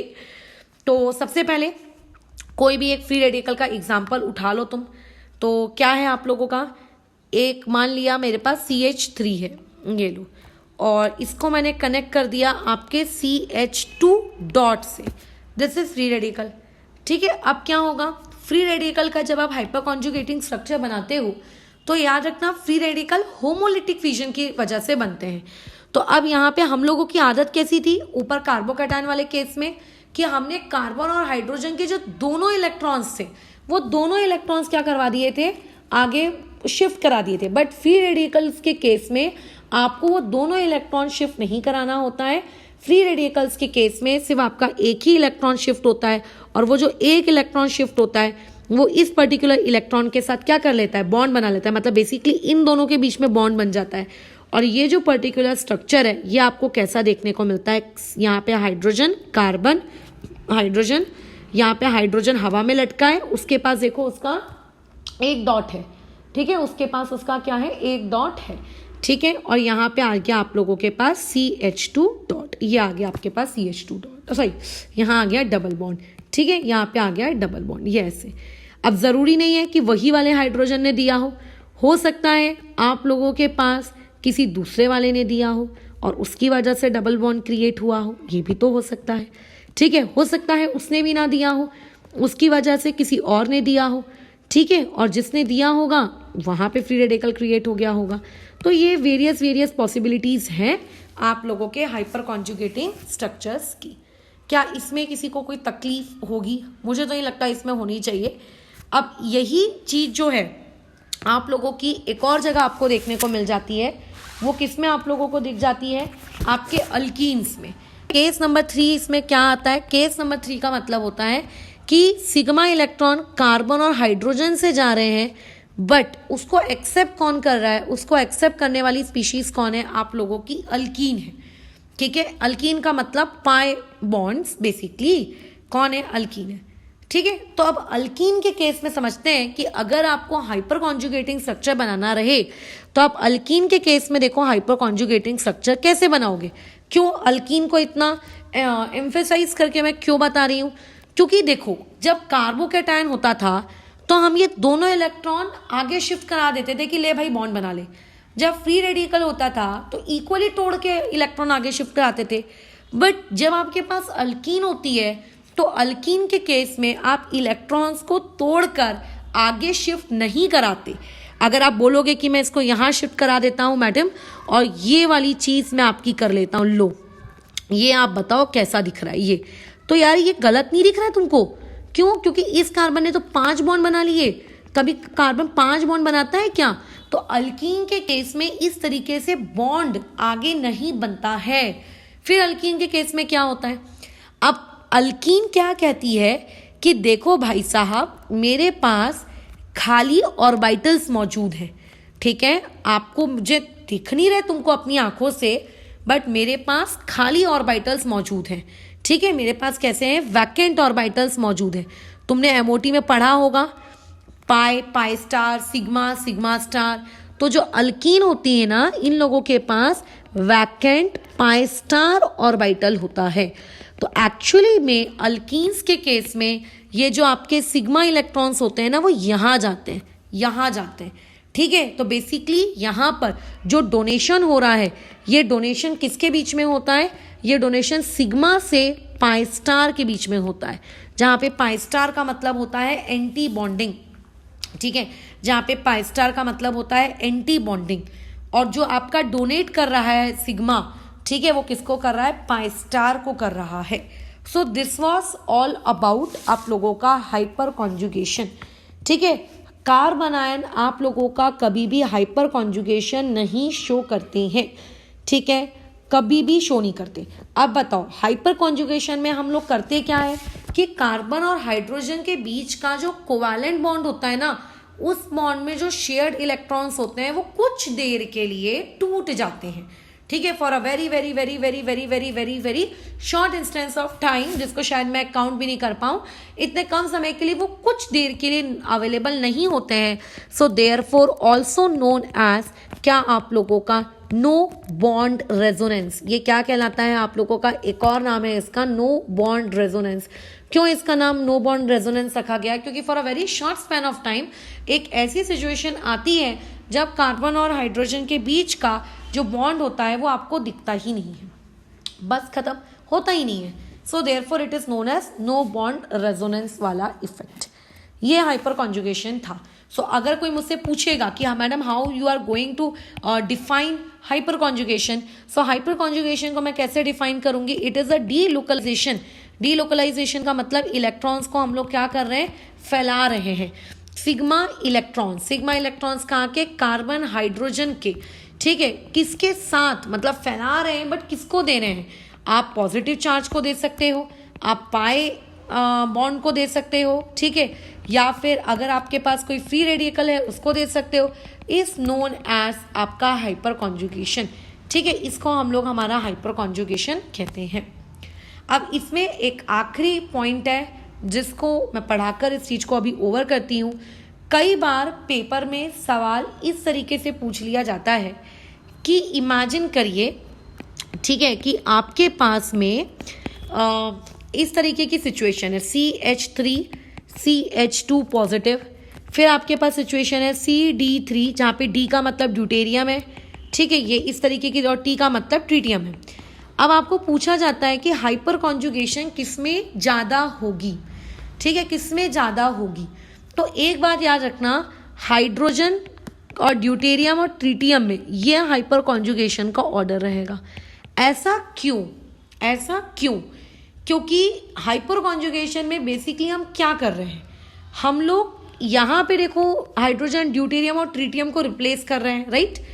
तो इसमें हमें कार्बन और हाइड्रोजन के बीच का बॉन्ड तोड़ना होता है, हमें उसके सिग्मा इलेक्ट्रॉन की ज़रूरत होती है, मुझे कार्बन और ड्यूटेरियम के बीच का बॉन्ड तोड़ना पड़ेगा, ठीक है, जैसे कि तब मैं उसके सिग्मा इलेक्ट्रॉन्स को यूज़ करूँगी, मुझे कार्बन और ट्रीटियम के बीच का क्या करना पड़ेगा, बॉन्ड तोड़ना पड़ेगा ताकि मैं उसके सिग्मा इलेक्ट्रॉन्स को मैं यूज़ करूँगी। तो अगर मैं इस पे आ जाऊँ कि बॉन्ड स्ट्रेंथ किसकी ज़्यादा है, अगर मैं इस टॉपिक पे बात करने लगूँ कि बॉन्ड स्ट्रेंथ किसकी ज़्यादा है, तो कार्बन ट्रीटियम की बॉन्ड स्ट्रेंथ, कार्बन ड्यूटेरियम की बॉन्ड स्ट्रेंथ और कार्बन हाइड्रोजन की बॉन्ड स्ट्रेंथ का ये ऑर्डर फॉलो होता है। अगर किसी की बॉन्ड स्ट्रेंथ ज़्यादा है, इसका मतलब है कि इसको अपने इलेक्ट्रॉन्स को निकालने में डिफ़िकल्टी फील होगी, डिफ़िकल्टी टू रिमूव इलेक्ट्रॉन्स, और अगर इलेक्ट्रॉन्स को रिमूव करने में डिफ़िकल्टी होगी, इसका मतलब हाइपर कॉन्जुगेशन वहाँ पे क्या होगा, बाकियों के कंपैरेटिवली होगा या नहीं होगा, होगा, बट कंपैरेटिवली ये थोड़ा कैसा होगा, लेस होगा, क्योंकि इलेक्ट्रॉन उतने जल्दी या उतने आसानी से लेट से यहाँ पर नहीं निकल पाते हैं। लेकिन अगर सेम इसी क्वेश्चन को ऐसे ट्विस्ट कर दिया जाए और जो रट्टा मारने वाले स्टूडेंट्स हैं उनके सामने इसको ऐसे पेश किया जाए, देखो CH3 CD2, ठीक है, और यहाँ पे आ गया CH3 CT2+, तो मैं यहाँ क्या कर रही हूँ, मैं यहाँ पे हाइड्रोजन ड्यूटेरियम और ट्रीटियम क्या मैं लिख रही हूँ, बिल्कुल लिख रही हूँ, बट मैं कहाँ लिख रही हूँ, सिस्टम के पास लिख रही हूँ यार। क्या मुझे कभी भी सिस्टम यानी कि जिसके पास बॉन्ड है या फिर जिसके पास पॉजिटिव चार्ज है या जिसके पास फ्री रेडिकल है, क्या मुझे कभी उसका बॉन्ड तोड़ने की ज़रूरत पड़ती है क्या, मुझे उसका बॉन्ड तोड़ने की कभी भी ज़रूरत नहीं पड़ती। यहाँ पे तो मुझे मतलब ये क्या है, ये हाइड्रोजन, ये ड्यूटेरियम, ये tritium are attached to system, और सिस्टम से अटैच्ड वाले हाइड्रोजन ड्यूटेरियम ट्रीटियम मेरे किसी भी काम के नहीं है, नो यूज़, क्योंकि they need not to be break, उनको हमें ब्रेक करने की कभी, ठीक है, नीड ही नहीं पड़ती। तो इसलिए यहाँ पर अगर कोई तुमसे अब पूछेगा कि हाइपर कॉन्जुगेशन का ऑर्डर क्या है, तो आप बोलोगे रिलेटिवली या फिर ऑलमोस्ट सेम है, ठीक है। तो समझो आपने अगर रट्टा मार लिया है कि हाइड्रोजन ड्यूटेरियम ट्रीटियम ये ऑर्डर फॉलो होता है, तो क्या होगा, तुम लोगों को सिंपली तुम उसी ऑर्डर में अरेंज करके आ जाओगे। बट अगर तुम लॉजिकली सोचोगे कि आखिर क्यों वो ऑर्डर था, तो तुम्हें रियलाइज होगा कि अरे यहाँ तो वो कंडीशन ही नहीं है, तो इसीलिए ये ऑर्डर फॉलो यहाँ पर नहीं होगा, ठीक है। अच्छा, अब जैसे JEE एडवांस में आप लोगों का एक सवाल ऑलरेडी आ चुका है, इसको हम लोग डिस्कस कर लेते हैं, 2013 में आया हुआ है। जैसे आपको नहीं चाहिए, स्टेबिलिटी से रिलेटेड है, ठीक है, स्टेबिलिटीज मतलब एप्लीकेशन, वो वाला पार्ट मैंने अभी पढ़ाया नहीं है, ठीक है। एप्लीकेशन वाला पार्ट हम लोग अभी कल रेजोनेंस पढ़ लेने के और स्टेरिक हिंड्रेंस पढ़ लेने के बाद करेंगे। तो वो वाला सवाल जो जेडबली एडवांस का है उसको भी हम लोग उसी वक्त डिस्कस कर लेंगे, अभी उसको डिस्कस नहीं करते हैं, ठीक है। तो बस इस चीज़ को फिर अभी यहाँ रोकते हैं। तो ये जितनी भी जानकारी दी गई थी ये तुम्हें सारी की सारी हाइपरकॉन्जुगेशन के बारे में दी गई है। तुम अब ऑलमोस्ट सारे इफेक्ट्स जान चुके हो। तो बस एक छोटा सा पॉइंट तुम्हें अपने ब्रेन के अंदर स्टोर करके रखना है। इन सारे इफेक्ट्स में जो सबसे ताकतवर इफेक्ट होता है वो होता है रेजोनेंस, ठीक है। उससे कम होता है आप लोगों का हाइपर कॉन्जुगेशन और सबसे कमज़ोर इफेक्ट होता है इंडक्टिव। ये जनरली ये रूल हमको फॉलो करना है, ठीक है। बट ऐसे कुछ एक्सेप्शंस तुम लोगों को देखने को मिल जाएंगे जहां पर मान लेते हैं इंडक्टिव ज़्यादा डोमिनेटिंग हो जाता है as compare to hyperconjugation. तो उन एक्सेप्शंस की बातचीत जब हम पढ़ेंगे तब करेंगे। कल का हमारा जो टॉपिक है दैट वुड बी आप लोगों का रेजोनेंस। तो कल हम रेजोनेंस की पूरी थ्योरी पढ़ेंगे, स्टेरिक हिंड्रेंस, और ये एक टॉपिक पढ़ना है हमको, ठीक है। ये 2 टॉपिक हमारी कल की क्लास का टारगेट रहेगा। और उसके बाद परसों से हम लोग एप्लीकेशन से मूव करेंगे, ठीक है। एप्लीकेशंस उतनी ज़्यादा तकलीफ नहीं देंगी, बहुत ही सिंपल है। हमें एप्लीकेशंस पढ़नी है इंडक्टिव इफेक्ट की, हमें एप्लीकेशंस पढ़नी है हाइपर कॉन्जुगेशन की, मेसोमेरिक इफेक्ट की, मतलब जितना आपने इफेक्ट्स पढ़े हैं उन सभी की एप्लीकेशन। तो जीओसी का एप्लीकेशन पढ़ने के बाद एक बंच कंप्लीट होता है, मतलब संपूर्ण जीओसी कंप्लीट नहीं होती बट एक बंच हम लोगों का क्या होता है कंप्लीट हो जाता है।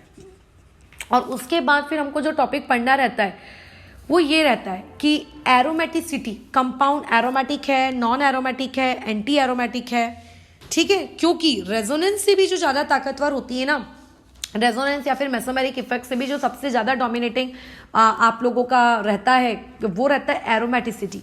मतलब अगर किसी प्रोसेस की वजह से या किसी चीज़ की वजह से किसी सिस्टम ने अपने अंदर में एरोमेटिक नेचर एक्वायर कर लिया है तो बहुत स्टेबल हो जाता है वो, ठीक है। और फिर एरोमेटिक, नॉन एरोमेटिक ये सब पढ़ पुराने के बाद हमें रिएजेंट्स के बारे में पढ़ना है, इलेक्ट्रोफाइल, न्यूक्लियोफाइल, ये सारी चीज़ें, ठीक है। और रिएजेंट्स वगैरह जब ये सारा प्रवचन हम लोगों का समाप्त हो जाएगा तब हम लोग फिर नेक्स्ट टॉपिक में मूव करेंगे, दैट वुड बी आपका रिएक्शन मैकेनिज्म, ठीक है। रिएक्शन मैकेनिज्म से फिर तुम लोगों की जीओसी अगेन एक सेकेंड पार्ट जीओसी का स्टार्ट हो जाएगा।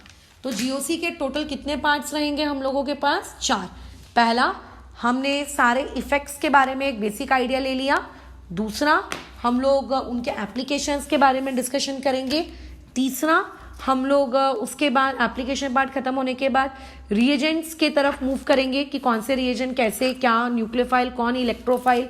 और चौथा पार्ट उसमें आपका रहेगा कि कंपाउंड एरोमेटिक है, नॉन एरोमेटिक है, क्या है, ये सारी चीज़ें, ठीक है। तो ये हम लोगों का अभी टॉपिक ऑफ कंसर्न रहने वाला है जीओसी में। जीओसी के अंतर्गत ही हम एसिडिटी, बेसिसिटी, ये सारे टॉपिक्स भी हमको यहीं पढ़ लेने हैं, ठीक है। तो अभी कैसा है, इस चीज़ को यहाँ पे रोकते हैं। अभी नेक्स्ट क्लास जब हम लोगों की रहेगी तो उसमें हम लोग रेजोनेंस वाले टॉपिक पे मूव करेंगे और रेजोनेंस कंप्लीट करते हैं। और जैसे ही ये चारों टॉपिक्स खत्म हो जाएंगे फिर हम जीओसी का पार्ट 2 स्टार्ट करेंगे जो रिएक्शन मैकेनिज्म रहेगा, ठीक है।